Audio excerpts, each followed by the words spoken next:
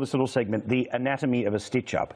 Now, today, the Prime Minister went to the police station in Melbourne, where the two officers were attacked by that bastard who they pulled out their guns and they had to kill because he stabbed them. He wanted to kill them. This is the bloke who two other mates are now before the courts on a series of associated terrorism charges.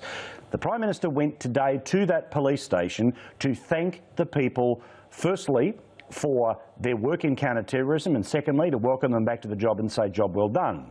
Now, there'll be details in the papers tomorrow about just why the threat that these people were guarding against was very private to the Prime Minister, because it was about him. Now, I want to show you what happened today when Neil Mitchell asked a question. I understand why you're going to Endeavour Hills, but do you think that's wise? I mean, regardless of the reasons, a young man died out there. I mean, yes. Do we really want a photo opportunity around that? Well, Neil, I think it's important to show support for our police. A young man died. Not an innocent young man, a young man who turned up and stabbed two cops, including one in the head. Now, this is how a stitch-up works.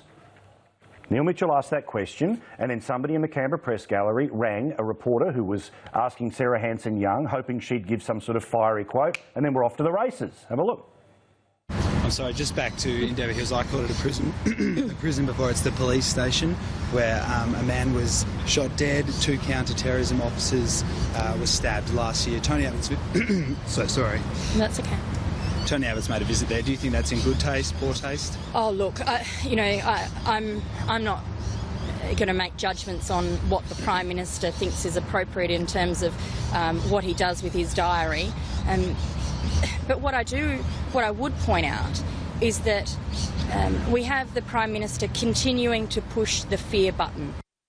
OK, so see how the stitch-up works? The Prime Minister goes to thank the two cops who were involved in a security plot that involved going after the PM.